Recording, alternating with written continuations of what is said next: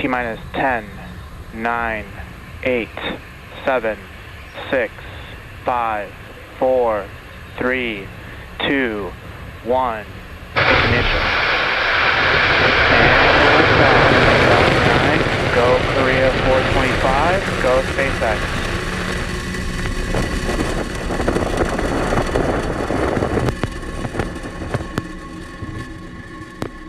Vehicles pitching downrange.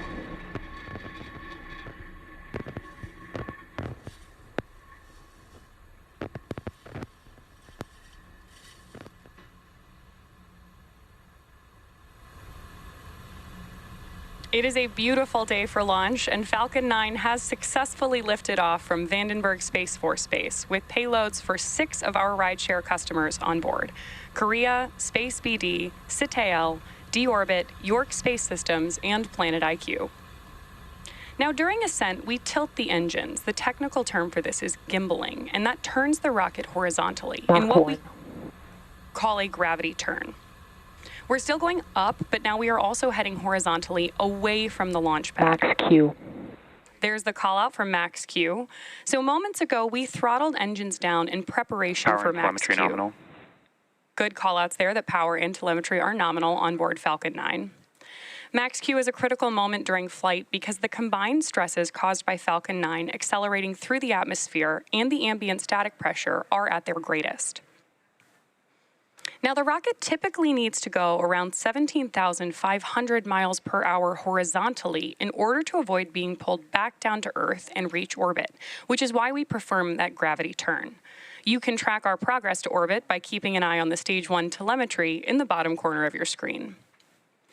Now we have 6 events coming up in quick succession: MECO, Stage SEP, S1 Flip, SES1, Boost Back Burn, Start, and fairing separation. During main engine cutoff, we'll shut down the 9 Merlin 1D engines, which is followed by stage separation. Nominal trajectory. Nominal trajectory on board Falcon 9. Once separated from the second stage, the booster will flip its orientation and begin heading back to Earth with a short boost back burn, while simultaneously, the second stage MVAC engine will ignite for the first time, followed quickly by fairing separation. MECO. Stage separation confirmed. Confirmation of MECO and stage SEP. And back ignition. Good call-outs that we've had Stage SES1 boost back startup. and boost back burn startup.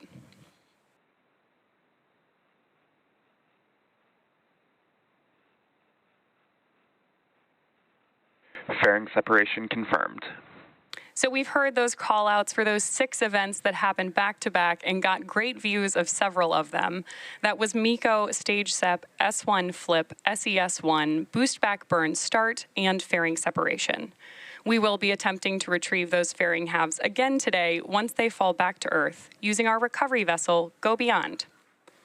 Next up, we're listening to hear that we've completed our boost back burn. Stage 1 boost back shutdown. Right on schedule. We are just about T plus 3 minutes and 28 seconds into today's mission, and the next critical milestone we're tracking is T plus 6 minutes and 42 seconds, when we expect to have some great views of the first stage's entry burn. For the entry burn, we relight 3 of the M1D Both vehicles engines. remain on a nominal trajectory. There we hear that Falcon 9 remains on a nominal trajectory.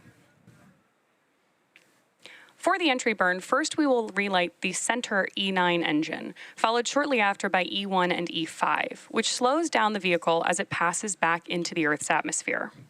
Great views on your screen right now of Stage 1 and those grid fins as the booster heads back to Earth. We relight those engines to slow down and reduce re-entry forces, which ultimately helps us recover and reuse the first stage. During the entry burn, Falcon 9 is decelerating by firing those Merlin engines, but we're still moving really fast. This causes the vehicle to fly through Merlin's exhaust gases, also called the rocket's plume. And this deposits a layer of soot on the vehicle's surface, which is why our flight-proven vehicles tend to look so toasty. That soot comes from the carbon-based fuel that Falcon 9 uses. Now, as a quick reminder, at the request of some of our customers, we won't be showing any views of our payloads today. Live coverage will end after the first stage landing and successful shutdown of MVAC's first burn. Just about a minute and a half until we expect to hear the call out that entry burn has begun.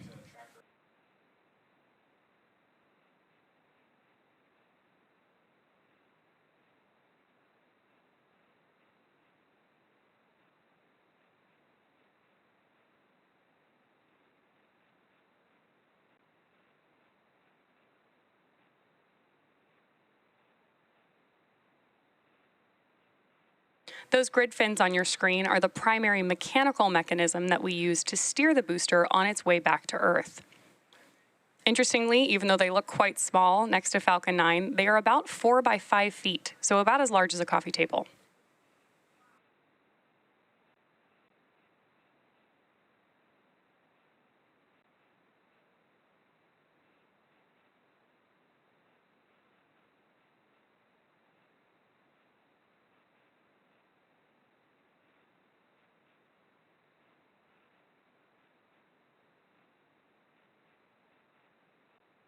Of course, we reuse our boosters and fairings here at SpaceX because reusability is a key to lowering the cost of spaceflight, which enables more investments in critical scientific research.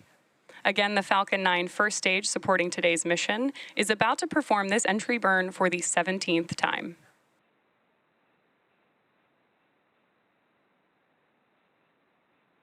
Great views of the coast of California beginning to come onto your screen now.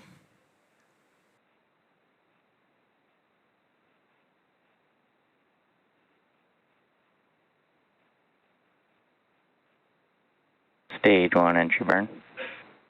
Confirmation of entry burn startup.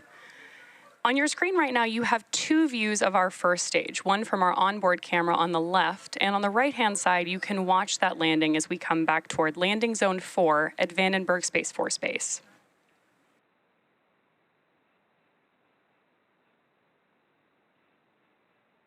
Stage 1 entry burn shutdown.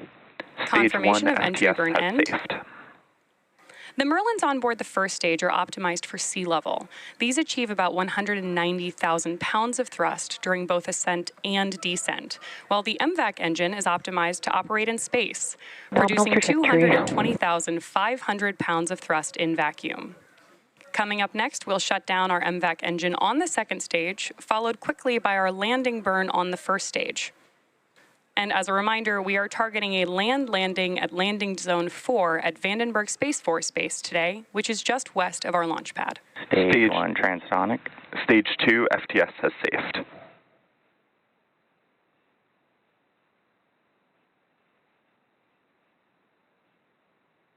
Beautiful views Stage 1 there, landing burn. and confirmation that we have begun our landing burn.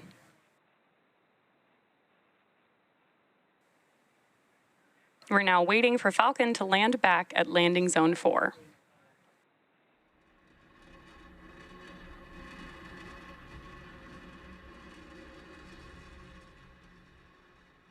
Stage 1 landing leg deploy.